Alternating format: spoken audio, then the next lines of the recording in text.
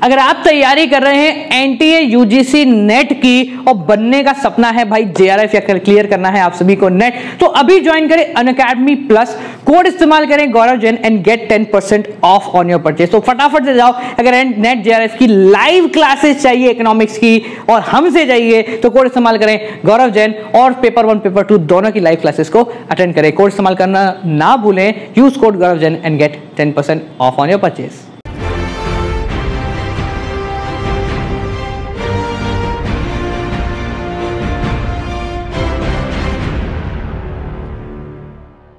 Hi guys, welcome back to another video of Economics Narratives, Brahmastra series episode number 7। एक ऐसी series जो कि complete करती है आपके कक्षा 12वीं के पूरे सिलेबस को।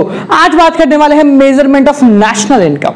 भैया एक ऐसा चैप्टर जिससे सबकी फटी पड़ी है, एक ऐसा चैप्टर जो कि डराता बहुत है, क्योंकि 10वीं के बाद 11वीं में आने के बाद 10वीं के बाद जब हम 11वीं में आए तो आते ही हमने पता है कॉमर्स एक छोटी सी उम्मीद से ली थी यार अब जाके ना थोड़ा मैथ्स करने को नहीं मिलेगा, फिर वही सवाल दे दिए, फिर भर के सवाल दे दिए, भैया मैथमेटिक्स छोड़ी फिर भी सवाल दे दिए। तो आज उन सवालों के जवाब आप सभी को देंगे। एक छोटी सी बात को याद रख लेना, जो याद करोगे वो भूलोगे और जो समझोगे वो कभी नहीं भूलोगे। तो यहां हम चीजों को समझने आए हैं, चीजों को याद करने नहीं आए हैं। तो चलिए भाई लोगों शुरू करते हैं हमारी आज की video, Brahmastra episode number 7 of economics. आज हम बात करने वाले हैं मेजरमेंट ऑफ नेशनल इनकम के बारे में। किसके बारे में? Today we are going to talk about measurement of national income. भाई नेशनल इनकम मेजर करना, अब मेरी बात को यहां ध्यान से समझेंगे सारे के सारे।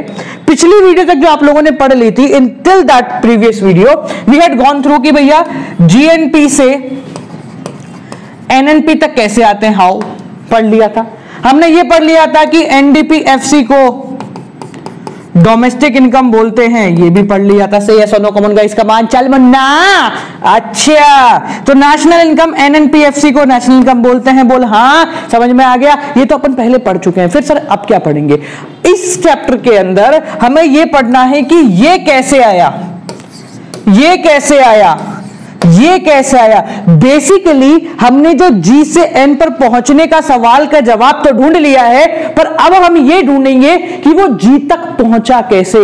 ये ढूंढेंगे कि जीडीपी कैसे निकालते हैं, किन किन चीजों को जोड़ने के बाद जीडीपी कैलकुलेट किया जाता है। नेशनल इनकम के मेजरमेंट के अंदर हम वो टुकड़े पढ़ेंगे जिनको जोड़कर हम ये सारी चीजें निकालते हैं। तो चलिए शुरू करते हैं, किस प्रकार से जोड़कर हमें सारी चीजें निकालनी है। तो सबसे पहले अगर अपन बात करते हैं बेटा, तो first of all we are going to talk about 3 methods. National income को कैलकुलेट करने के बेसिकली आपके पास 3 मेथड होते हैं। उन तीनों मेथड के बारे में थोड़ा सा हम डीप में समझते हैं, कौन से होते हैं, क्या होते हैं, किस प्रकार से होते हैं। तो जो 3 मेथड है नेशनल इनकम को कैलकुलेट करने में, उनमें सबसे पहला मेथड आता है आपका वैल्यू एडेड, दूसरा आता है इनकम और तीसरा होता है एक्सपेंडिचर। अब पहले मेरी बात को ध्यान से समझ लेना। हमें चैप्टर के अंदर बेसिकली नेशनल इनकम कैलकुलेट करनी है। क्या कैलकुलेट करनी है बेटा? नेशनल इनकम कैलकुलेट करनी है। ठीक है, पहले बात करेंगे नेशनल इनकम होती क्या है। तो नेशनल इनकम की अगर स्टैंडर्ड डेफिनेशन के बारे में बात करें, so national income refers to the factor income. Factor income का मतलब कमाया हुआ पैसा। नेशनल इनकम मतलब वो फैक्टर इनकम जो कि अर्न करी है किसने? By the normal residents of a country as a reward of their productive services. जो उन्होंने प्रोडक्टिव सर्विसेज की है, लैंड, लेबर, कैपिटल, एंटरप्रेन्योर, इन चारों फैक्टर्स ऑफ प्रोडक्शन, इन लोगों ने जो काम किया है, इन लोगों ने साल भर जितना घिसा है, जितना काम किया है, उन काम को जोड़ दो तो आपकी नेशनल इनकम निकलती है। नेशनल इनकम 3 तरीकों से कैलकुलेट की जाती है, वैल्यू एडेड, इनकम और एक्सपेंडिचर मेथड। ये तरीके हैं। ये क्या है? तरीके। ये क्या है? तरीके। लोगों की कमाई से इनकम कैलकुलेट करो, लोगों के खर्चे से इनकम कैलकुलेट करो, या लोगों के प्रॉफिट से इनकम कैलकुलेट करो। 3 है, प्रॉफिट से, कमाई से या खर्चे से। तीनों मेथड से आंसर सेम आएगा, कोई दिक्कत की बात नहीं। अब आप अच्छा पहले मैं एक डिस्क्लेमर देता हूं बड़ा सारा, खींच के पहले ही रेप्टा टिका दो। रेप्टा ये है मुन्ना कि बच्चे बोलते हैं कि सर मैं ये वाला कर लूं, ये वाला, सर ये वाला। अगर कोई एक करना है तो 3 क्यों पढ़ा रहा हूं? यहां पर आपका क्वेश्चन आपको बताएगा कि आपको कौन सा मेथड सॉल्व करना है। आप खुद नहीं बताओगे खुद को कि कौन सा मेथड करना है। कुछ को लगता है सर इनकम आसान है तो इनकम कर लेंगे, नहीं। क्वेश्चन में मिलने वाली चीजें आपको बताएंगे कि आपको इनकम मेथड का इस्तेमाल करना है, एक्सपेंडिचर मेथड का इस्तेमाल करना है या किसी और मेथड का इस्तेमाल करना है। ठीक है, पहली चीज। अब देखो, all these three method give the same value of national income. तीनों के तीनों मेथड से नेशनल इनकम की सेम एग्जैक्ट सिमिलर वैल्यू आती है। एक इंपॉर्टेंट चीज, एक नंबर आज आपको देते हैं। एक नंबर क्या है? In India Central Statistical Organisation CSO, लिख लो भाई, in India CSO Central Statistical Organisation estimates national income. Bharat के अंदर नेशनल इनकम कैलकुलेट करने का, उसको एस्टिमेट करने का जो काम करती है वो CSO करती है, सेंट्रल स्टैटिस्टिकल ऑर्गेनाइजेशन। इस चीज को एक नंबर में पेपर पे लिख लेना। एक नंबर हम नंबर के लिए पढ़ रहे हैं। देखो, आपको अगर सच्ची बात बताऊं, आप लोग अगर पढ़ रहे हो ना तो नंबर के लिए पढ़ रहे हो, 100 में से कोई 2 व्यक्ति होंगे जो कि कॉन्सेप्ट के लिए पढ़ रहे हैं। पर मैं ये चाहता हूं कि आज सारे के सारे कॉन्सेप्ट के लिए पढ़ ले, क्योंकि वो कहावत तो सुनी होगी ना, नंबर के पीछे भागेगा, नंबर 3 कदम आगे भागेगा। कॉन्सेप्ट के पीछे भागेगा तो नंबर तेरे पीछे पीछे आएगा। ठीक है, इस ध्यान को, इस बात को, इस ज्ञान को ध्यान रखना। चलिए आगे बढ़ते हैं। आज अपन पढ़ने वाले बेटा पहला मेथड जो कि है आपका इनकम मेथड, सॉरी कौन सा है? Value added method. आज कौन सा मेथड पढ़ेंगे? आज अपन पढ़ेंगे वैल्यू एडेड मेथड। अब पहले मतलब समझो, सबको दुनिया को, पूरी दुनिया को भाड़ में जान दो, सब इधर उधर, सब यूट्यूब के नीचे कमेंट में सब कुछ गायब कर दो, सब खत्म, आउट, सब खत्म, भूल जाओ नीचे, भूल जाओ नीचे। तुम्हें सजेस्टेड वीडियो में मिली है कोई कॉमेडी की वीडियो, भूल जाओ। तुम्हें क्या ध्यान रखना? Value added method. कौन सा? Value added. पहले मतलब समझना, बिल्कुल वैल्यू एडेड, नाम काम बता रहा है, वैल्यू एडेड, किसी चीज में वैल्यू एड करना। मान लो आज मेरी एक दुकान है, मान लेते हैं कि मेरी एक दुकान है। किस चीज की दुकान है? Let's suppose we have the pen. Pen कीजिए, ऐसे मत बोलो 5 लाख रुपए का पेन है। ठीक है, मान लेते हैं 20 रुपए का पेन है हमारा, इसकी पेन की दुकान है, बढ़िया, ठीक है। चलो, अब आया, मैं कहां से लेकर सामान लेकर आऊंगा, कहीं ना कहीं से। मैं होलसेलर के पास गया, सामान लेकर आया। कितने का सामान? मान लेते हैं पेन था जिसकी कीमत मैं लेकर आया 8 रुपए में। ये पेन लेकर आया हूं मैं, कितने रुपए में? 8 रुपए में होलसेलर से पेन लेकर आया हूं। मैं इसको बेच रहा हूं, कितने में बेच रहा हूं? कितने में बेचूं? मान लो 10 रुपए, 15 रुपए, 20 रुपए। लेट्स सपोज 8 रुपए का मैं पेन लेकर आया हूं, उसको मैं बेच रहा हूं कितने में? 10 रुपए। पेन कितने का है? 8 का मैं लेकर आया हूं, बेच कितने में रहा हूं? 10 रुपए में। ये जो बीच का 2 रुपए है, ये क्या है? ये बीच के 2 रुपए क्या है? आप बोलोगे सर आपका प्रॉफिट है। नहीं, इको हो, इको में आओ, ये प्रॉफिट नहीं है। इसको हम सादा भाषा में बोलते हैं बेटा क्या? Value added. क्या बोलते हैं बेटा? Value added. यानी कि इस पेन पे मैंने कितना काम किया? इस पेन पे मैंने 2 रुपए का काम किया। बोलोगे सर आपका काम? मेरा काम यह है कि मैं वहां से जाकर यहां लाया, मैंने एक दुकान खोल रखी, उस दुकान में पेन रख रखे, किसी को भी चाहिए वो आके लेता है। तो उस बड़े से मंडल से एक छोटा सा पेन निकाल के देने का काम जो है मेरा 2 रुपए का काम है, जिसको मैं कह रहा हूं मेरा क्या है? ये वैल्यू एडेड है। ये क्या है? मेरा value added. So what is value added? Value added का बेसिक मतलब होता है कि आपने उस प्रोडक्ट पे कितना काम किया, आपने उस प्रोडक्ट पे कितना काम किया। यानी कि आप लाए थे 10 रुपए का प्रोडक्ट, आप बेच रहे हो 15 रुपए का प्रोडक्ट, यानी कि आपने बीच में 5 रुपए का काम किया है उस प्रोडक्ट पे। क्या किया? 5 रुपए का काम किया है। अब मेरी बात को यहां क्लियरली सारे के सारे समझेंगे। बड़ा इंटरेस्टिंग कॉन्सेप्ट यहां आज देने वाला हूं, इस चीज को मिटाता हूं और यहां ध्यान से समझना। मैं पेन कितने का लाया? कितने का लाया? 8 रुपए का। बेच कितने में रहा हूं? 10 रुपए में। मैंने क्या बोला? बीच के जो 2 रुपए है ये है मेरा वैल्यू एडेड। यहां तक कोई दिक्कत है? किसी को बोलो हाँ या ना, किसी को दिक्कत नहीं होगी। आगे समझना, ये जो 8 रुपए हैं इसको हम क्या बोलते हैं? क्या बोलते हैं? इसको हम सादा भाषा में बोलते हैं बेटा इंटरमीडिएट कंजम्पशन। क्या बोलते हैं? लिखेंगे सारे, इसको बोलेंगे इंटरमीडिएट कंजम्पशन। और जो ये 10 रुपए हैं इसको हम बोलते हैं वैल्यू ऑफ आउटपुट। अभी अगले पेज पे इस पूरे को प्रॉपर्ली एक्सप्लेन करेंगे। देखो यहां पर ये रहा लिखा हुआ है, क्या है? हमने क्या बोला? मैं जो सामान लाया उसकी कीमत मेरे को पड़ी 8 रुपए और मैंने उसको बेचा 10 रुपए। जो दो बीच का रुपए हैं वो कितने हो गए? 2 रुपए। यहां तक समझ में आई मेरी बात? बोलो हाँ है ना? क्लियर हुई? समझ में आया वैल्यू एडेड का मतलब क्या होता है? देखो मैंने आपको कुछ नहीं पढ़ाया, मैंने आपको डेफिनेशन नहीं बताई, मैंने आपको नाम नहीं बताया, मैंने आपको काम नहीं बताया, मैंने सिर्फ आपको एक एग्जांपल दिया है। उस एग्जांपल से आई थॉट सो आप सभी के सभी वैल्यू एडेड का मतलब वैल्यू एडेड का मतलब समझ गए होंगे। क्यों भाई? सही बोल रहा हूं? बोले हाँ तो बोले, मन से बोल, एक बार जोर से बोल हाँ सर। बोल तो ले, क्या हो रहा है? हाँ जी, तो भाई देखो कितने रुपए, 2 रुपए का मेरा क्या हो गया, वैल्यू एडेड हो गया। पहले समझ गए कि वैल्यू एडेड का मतलब क्या होता है, समझ गए सारे, एवरीवन क्लियर? तो अब अपन वापस आते हैं और इस पूरे मेथड को एज स्टैंडर्ड टीचर पढ़ते हैं, पढ़ाते हैं, उसी प्रकार से हम पढ़ेंगे क्या, value added method. This method is also used to measure national income in different phases of production. अब समझना,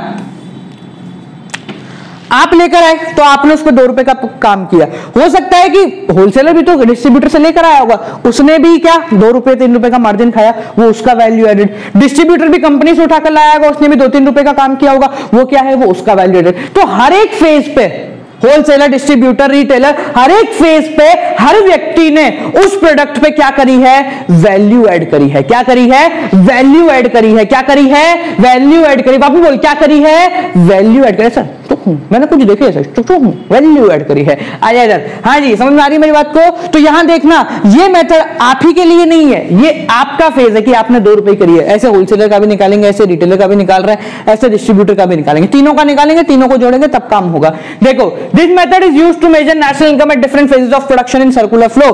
सर्कुलर फ्लो के अंदर अलग अलग फेजेस में जो भी वैल्यू ऐड करी जा रही है हम उसको ऐड करेंगे। Every enterprise, her enterprise adds to the value of product, उस प्रोडक्ट पे कुछ ना कुछ वैल्यू ऐड करती है, यानी कि वो बीच का प्रॉफिट खाती है। Which it purchases as intermediate good, जो कि वो इंटरमीडिएट गुड की तरह, रॉ मटेरियल की तरह कहीं और से खरीदती है। मैंने होलसेलर से खरीदा सामान तो मैंने उस पर 2 रुपए की वैल्यू ऐड करी, ठीक है। The value that it added is known as gross value added at market price। इस चीज को यहां पर लिख लो, जो वैल्यू वो ऐड करती है उन वैल्यू को अगर अपन जोड़ें तो उस वैल्यू को कहते हैं हम ग्रॉस वैल्यू एडेड। क्या कहते हैं बेटा, ग्रॉस वैल्यू एडेड। लिखो यहां पर, the value that it added is known as gross value added. सब लोगों की वैल्यू को जोड़ दो, क्या आ जाएगा, GVAMP। और इस चीज को ध्यान रखना, GVAMP is known as GDPMP। मैंने आपसे इस वीडियो की शुरुआत में बोला था, हमारा यह काम क्या है, ये सीखना कि GDP आया कैसे। हमारा काम क्या है, ये सीखना कि GDP कैसा है। GDP से नेशनल इनकम निकालनी है। नेशनल इनकम का मतलब होता है NNPFC। आप बच्चा भी कर सकता है इस चीज को, अपन ने पिछली वीडियो के अंदर पढ़ लिया है। ग्रॉस से नेट पे जाना है माइनस डेप्रिसिएशन, डोमेस्टिक से नेशनल पे जाना है प्लस NFIA, और मार्केट प्राइस से वेक्टर कॉस्ट पे जाना है माइनस NIT। ये तो बच्चा कर लेगा, हमें क्या करना है, हमें ये सीखना है ये कैसे आया मुन्ना, ये कैसे आया, ये कैसे आया है, ये यहां से आया है, ये कैसे आया है, ये यहां से आया है। फॉर्मूला क्या बना, value of output minus intermediate consumption. Value of output में से इंटरमीडिएट कंजम्पशन को हटा दो, आपका क्या आ जाएगा बेटा, वैल्यू एडेड आ जाएगा। क्या आ जाएगा, वैल्यू एडेड आ जाएगा। क्या आ जाएगा, वैल्यू एडेड आ जाएगा। और उस वैल्यू एडेड को क्या बोलेंगे हम, GDPMP। क्या बोलेंगे बेटा हम, GDPMP। वैल्यू एडेड को क्या बोलेंगे हम, GDPMP। एक एग्जांपल, छोटे से एग्जांपल लेके समझते हैं अपन। यहां पर मैं एक छोटी सी पहले एग्जांपल समझेंगे, फिर उसके बाद इस चीज को देखेंगे। देखो, जैसे मैंने बोला होलसेलर रिटेलर, मान लो होलसेलर ने वो पेन खरीदा 4 में और बेचा उसको 8 में, या 3 में लो और 8 में।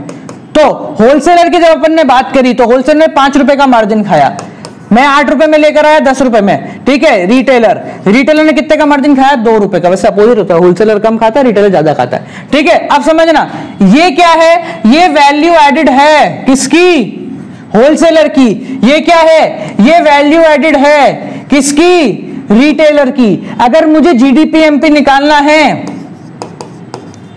GDPMP मतलब gross value added at market price, कैसे निकालेंगे, ये वैल्यू एडेड होती है ग्रॉस वैल्यू एडेड। ये 5 रुपए, क्योंकि एक ही प्रोडक्ट के बारे में बात हो रही है ना, तो ये इसके 5 रुपए, ये इसके 2 रुपए, टोटल वैल्यू एडेड कितना हुआ, 7 रुपए का तुम्हारा वैल्यू एडेड हो गया। टोटल वैल्यू एडेड कितना हो गया, 7 रुपए का। ये चीज समझ में आई, क्या करा मैंने, होलसेलर का वैल्यू एडेड, रिटेलर का वैल्यू एडेड, दोनों को जोड़ दिया, आपका ग्रॉस वैल्यू एडेड आ गया, ठीक है। बस आपको एक फॉर्मूला याद रखना है। कौन सा फॉर्मूला याद रखेगा तू, जल्दी बोल, शाबाश बोल, value of output minus intermediate consumption. कितने में बेचा माइनस कितने में लाया था वापस, कितने में बेचा माइनस कितने में लाया था वापस, कितने में बेचा माइनस कितने में लाया था वापस। लिखेंगे इसको यहां पर, value added is equal to value of output, कितने में बेचा माइनस IC इंटरमीडिएट कंजम्पशन, कितने में लाया था। ये क्लियर हो गया, बोलो हाँ एवरीवन, समझ में आ गया। चलो अब समझना, अब क्योंकि भैया सीधी सी बात है कि तुम पढ़ रहे हो इकोनॉमिक्स और तुम हो 12वीं में, है ना, दो चीजें तो पक्की है ना तुमको कि तुम एक पढ़ रहे हो, तुम हो 12वीं में, तो दो चीजें यहां पर हो जाती हैं पक्की। जो पहली चीज यहां पक्की हो जाती है वो कि सीधा सीधा तो पूछेंगे नहीं सर, इतना आसान होगा नहीं, सीधी सी बात मैं भी कह रहा हूं नहीं होगा। तो सर टेढ़ा क्या होगा, तो चलो टेढ़े में जाते हैं। देख बेटा टेढ़ा बड़ा आसान है, टेढ़ा इन दो का टेढ़ा है, टेढ़ा सिर्फ इन दो का टेढ़ा। अब इन दो का टेढ़े से मेरा मतलब क्या है बेटा, या तो तुझे वैल्यू ऑफ आउटपुट निकालने में गड़बड़ आएगी या आपको इंटरमीडिएट कंजम्पशन निकालने में गड़बड़ आएगी। इस चीज का हमेशा याद रखें, सारे के सारे फॉर्मूला आपका यही रहेगा टिल द एंड। अगर आप वैल्यू एडेड मेथड से निकाल रहे हो तो आपको value of output minus intermediate consumption करना है, बस उससे आप जीडीपी एमपी तक पहुंच जाओगे, ठीक है। और फिर जीडीपी एमपी से जो भी आपको निकालना है, एनएनपीएफसी निकालना है, एनडीपी जो भी कुछ निकालना है, वहां तक आपको पहुंचना आता है। अपन ने देख लिया है ऑलरेडी डेप्रिसिएशन माइनस प्लस करके, ठीक है ना। अब गड़बड़ वाला खेल कहां आता है, मोटा गड़बड़ ही गड़बड़ है भैया, गड़बड़ ही गड़बड़ है। गड़बड़ कहां है, गड़बड़ यहां है कि या तो वैल्यू ऑफ आउटपुट में गड़बड़ आएगी या फिर इंटरमीडिएट कंजम्पशन में गड़बड़ आएगी। अब गड़बड़ या तो वैल्यू ऑफ आउटपुट में आएगी या गड़बड़ फिर इंटरमीडिएट कंजम्पशन में आएगी, दोनों में से किसी एक की गड़बड़ को कैसे सुधारेंगे, सबसे पहले सुधारते हैं इंटरमीडिएट कंजम्पशन की। अब समझो क्वेश्चन में अगर आपको इंटरमीडिएट कंजम्पशन गिवन है तो कुछ और घूमना ही नहीं है, कहीं नहीं घूमना। अगर भैया तुझे चाहिए थे हलवा और तुझे मिल गया हलवा, तो तू चीनी ढूंढेगा क्या, वो गाजर ढूंढे, गाजर का हलवा है पसंद है, हाँ जी, तो चीनी ढूंढेगा क्या, गाजर ढूंढेगा क्या, ये चीज ढूंढेगा क्या, नहीं ढूंढेगा, दूध ढूंढेगा क्या, नहीं, छोड़ भाई। अगर गाजर का हलवा पड़ा हुआ मिल गया तो सीधा आओ और खाओ, बनाने के बारे में मत सोचो।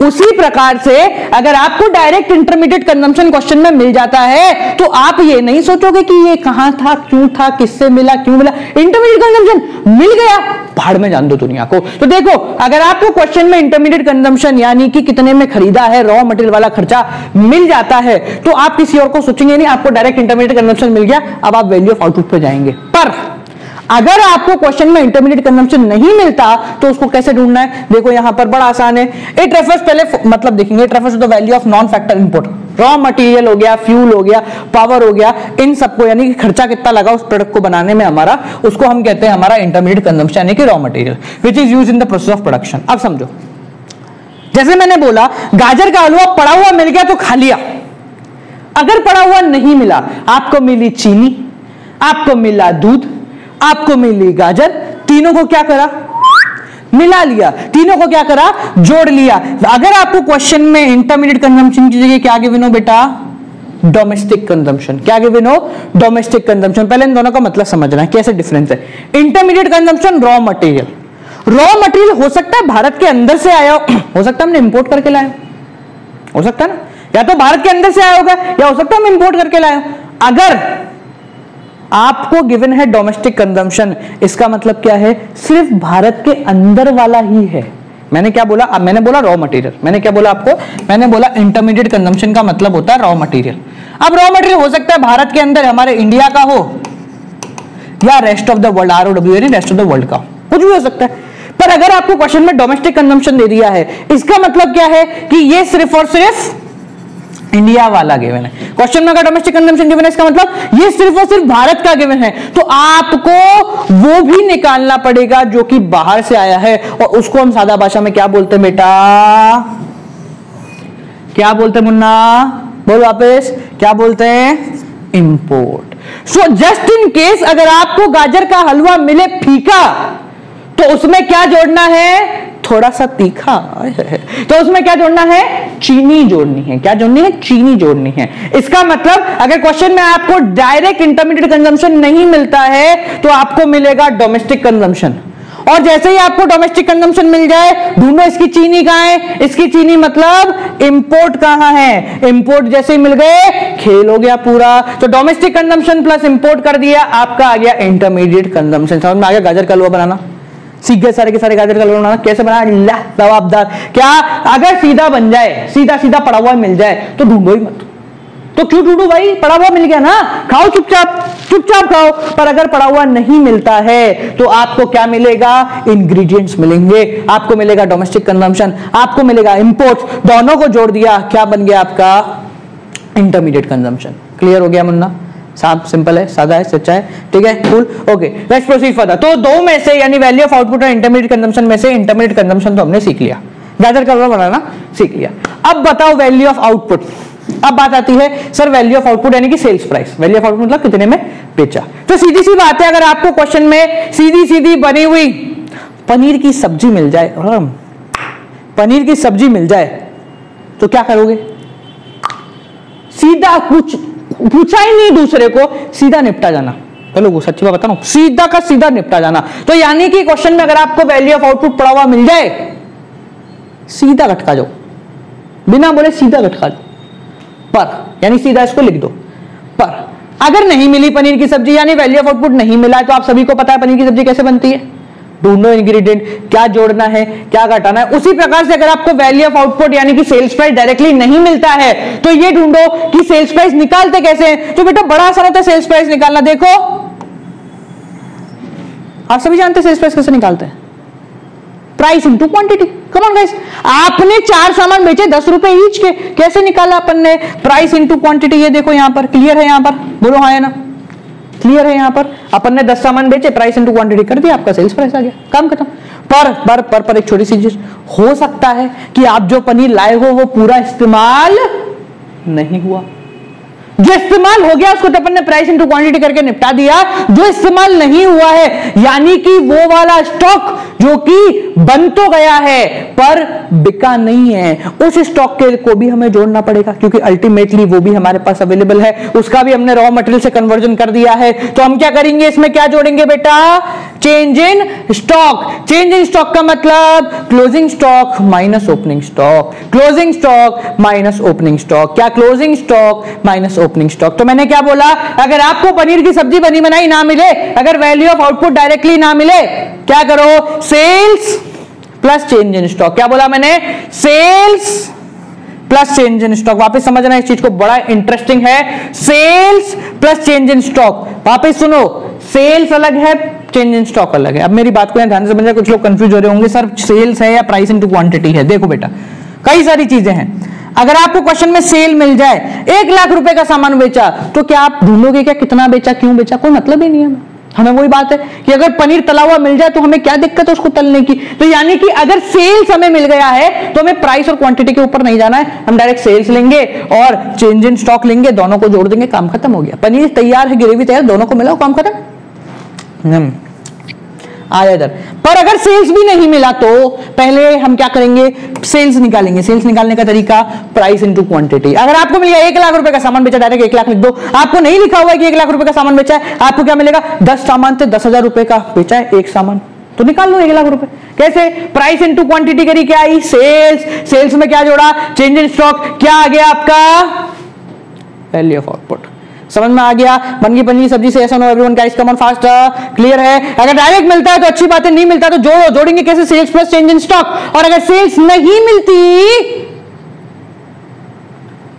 तो प्राइस इनटू क्वांटिटी करती। क्या करती? प्राइस इनटू क्वांटिटी करती। समझ में आ गया? क्लियर हो गया? बोलो हाँ, शाबाश। अब समझो, अब कभी कभी ऐसा भी हो जाता है, खेल है ये तो क्या है, ये सब एक खेल है। देखो आप अगर इन फॉर्मूले को ऐसे समझोगे कि सर मुझसे नहीं होगा सर, तो कभी नहीं होगा। ऐसे समझो कि सर ये तो खेल है, खेलो तो होगा। क्या बोला मैंने? वैल्यू ऑफ आउटपुट निकालना सीख गए, इंटरमीडिएट कंजम्पशन निकालना सीख गए। एक लास्ट नोट डाल के लिखना ना, ये रहा। अगर आपको क्वेश्चन में गलती से डोमेस्टिक सेल मिल जाए, जैसे इसमें था ना डोमेस्टिक मिल जाए, उसमें इंपोर्ट जोड़ते थे, इसमें क्या जोड़ोगे? एक्सपोर्ट जोड़ोगे। क्या जोड़ोगे? एक्सपोर्ट जोड़ोगे। तो वैल्यू ऑफ आउटपुट क्या होगा? सेल्स की जगह, इसकी जगह आपको अगर डोमेस्टिक मिल जाए तो सेल्स निकालने के लिए आपको डोमेस्टिक देश के अंदर वाली प्लस बाहर जो भेजी एक्सपोर्ट, और ये चेंज इन स्टॉक तो है ही एज इट इज। क्लियर हो गया? सिंपल है, आसान है, बोलो हाँ है ना। एवरीवन से नो, कम ऑन फास्टर। ठीक है, क्लियर हो गया भाई एवरीवन? ओके, ये हमने अभी तक ये चीजें सीखी। अब देखो, अब आगे बढ़ते हैं। अब थोड़ा सा आगे इसको समझते हैं किस प्रकार से काम होता है। तो अगर अपन थोड़ा सा आगे बढ़े तो हमारे पास आता है एक छोटा सा एग्जाम्पल जिसको हम समझ रहे हैं। एक छोटा सा एग्जांपल है जिसको हम समझते हैं, या चलो ये वाला एग्जांपल आप ऑलरेडी पढ़ चुके हो तो मैं चलो समझा देता, कोई दिक्कत नहीं है। मान लो कि हमारे पास, ये मैं काफी कॉमन एग्जांपल है, मैं बार बार इसको लेता हूं क्योंकि ये अच्छा लगता है मेरे को समझाने में भी। मान लो हमारे पर एक फार्मर है। क्या है? फार्मर, जो अपनी वीट को बेच रहा है 500 रुपए में। किसको? मिलर को। एक फार्मर है, कौन है? फार्मर। एक आपका मिलर है, मतलब मिल वाला।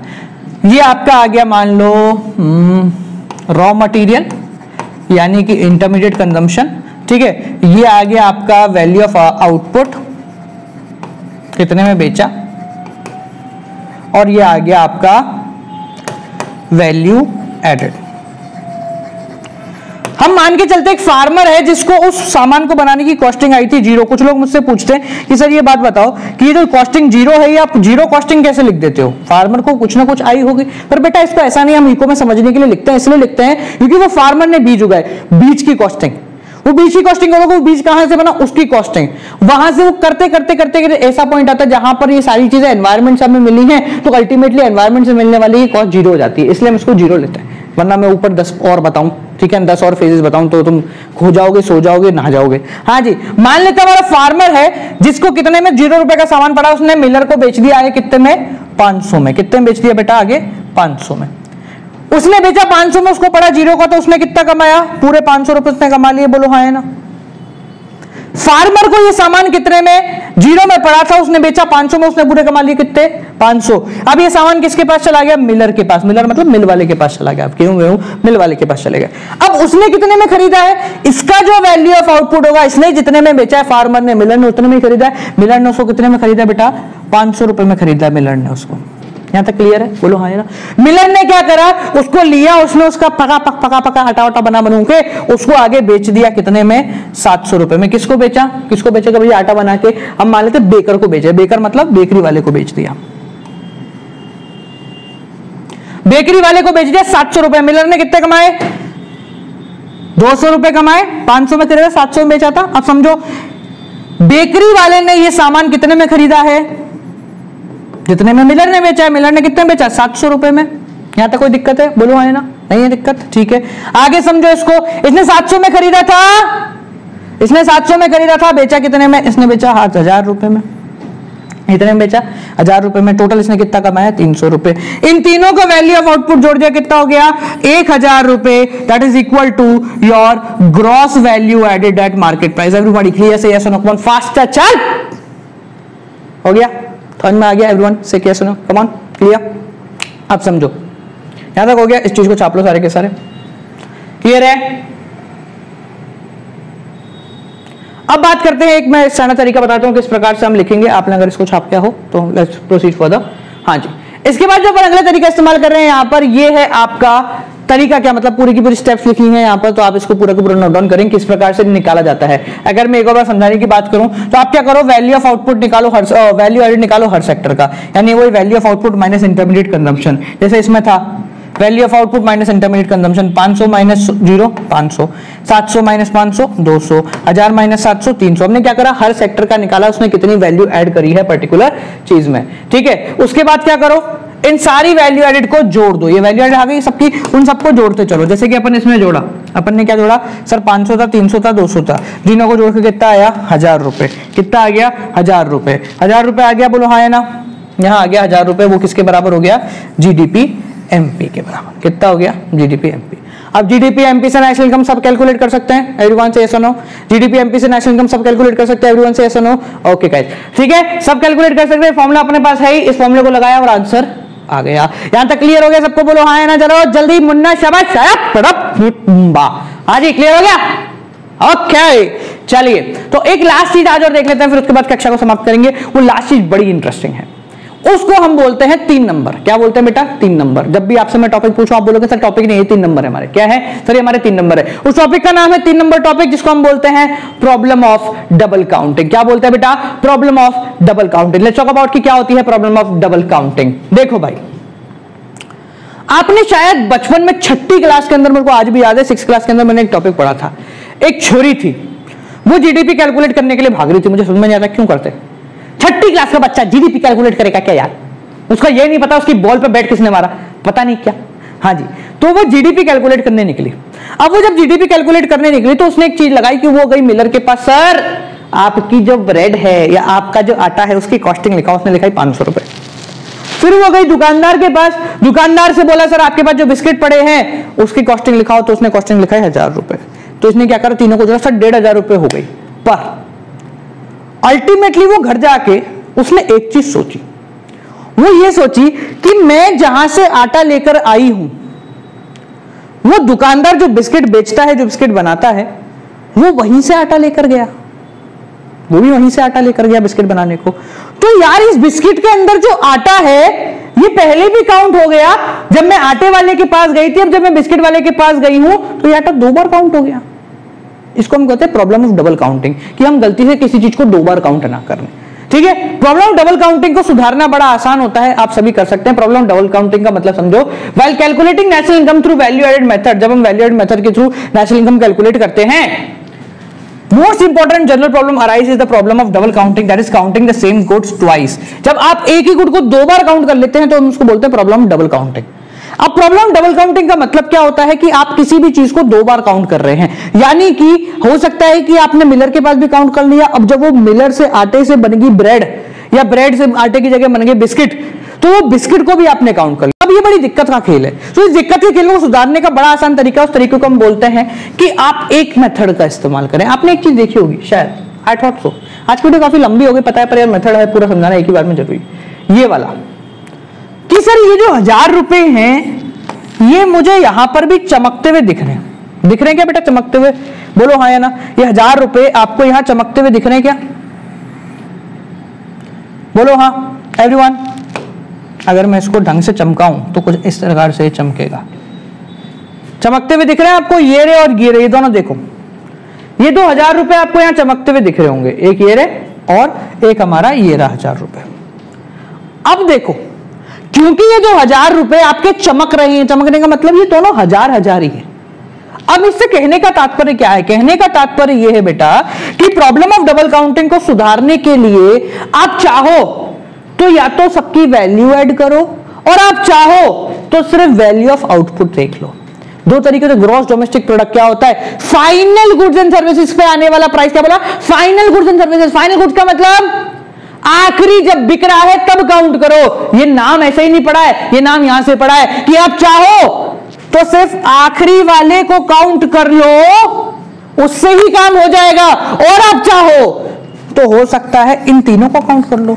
यानी कि in order to solve the problem of double counting बड़ा आसान तरीका है, या तो आप फाइनल आउटपुट मेथड का इस्तेमाल करें कि सब कुछ भूल जाएं और सिर्फ आखिरी बेकर ने कितने में बेचा है वो याद रखें और उससे निकाल लें, काम खत्म हो गया। पिछले एग्जांपल में जो 1000 रुपए अपन ने लिखे थे कि बेकर ने कितने में बेचा था वो लिखें तो भी आपका आंसर वही आएगा, या अगर आपको वो नहीं लिखना है तो कहीं भी ना लिखें और हर बार सिर्फ और सिर्फ वैल्यू एडेड लिख रहे हैं। जैसे कि अपन ने 500 रुपए पहले की देखी थी, 200 रुपए दूसरे की और 300 रुपए तीसरे की। हर बार सिर्फ वैल्यू एडेड को देखो, आपका आंसर आ जाएगा। 2 बोले, या तो करो सिर्फ और सिर्फ फाइनल आउटपुट या फिर करो सिर्फ और सिर्फ वैल्यू एडेड। दोनों में से कोई एक मेथड का इस्तेमाल करेंगे, आपका आंसर आ जाएगा। Do not try to use do not try to use both the method. Clear हो गया एवरीवन? सिंपल है। चलिए सो भाइयों और बहनों, ये थी हमारी आज की कक्षा। काफी इंटरेस्टिंग, काफी बड़ी और काफी नॉलेजेबल कक्षा थी हमारी। आपसे मिलेंगे अगली क्लास के साथ। अगर आप लोगों ने अब तक हमारी बुक को परचेज नहीं किया है, यानी कि हमारे 2 छोटे पैकेट बड़ा धमाका, अगर वीडियो अच्छी लगे, आपको लग रहा हो कि सर हाँ आपके टॉपिक आप पढ़ा रहे हो उसमें बड़े मजे आ रहे हैं, लैंग्वेज काफी सिंपल लग रही है, तो इन्हीं लैंग्वेज को देखते हुए हमने 1-2 पुस्तकें क्रिएट की है, यानी हमारी मैक्रो इकोनॉमिक्स और इंडियन इकोनॉमिक डेवलपमेंट, जो कि अमेजॉन की बेस्ट सेलर्स बुक है। ठीक है, छोटे से पैकेट है जिसके अंदर आपका पूरा कोर्स कवर है, यानी कि छोटे से पैकेट के अंदर पूरे 100 नंबर लाने की हिम्मत रखने वाला मटेरियल अवेलेबल है। अगर आज जिसको परचेज करनी है, डिस्क्रिप्शन में आप लोगों के लिंक अवेलेबल है। Go right now and purchase it on Amazon. आपसे फिर मिलेंगे अगली वीडियो के साथ। अगर आप अब तक हमारे व्हाट्सएप ग्रुप में ज्वाइन नहीं हुए हैं तो do join our WhatsApp group with the number 7690041256. ठीक है, for book also and also for joining our WhatsApp group, India's biggest WhatsApp group for class 12th commerce. ठीक है, इसको आप ज्वाइन करें। आपसे मिलेंगे अगली क्लास के साथ। Keep on watching. Good night, bye bye, नमस्कार।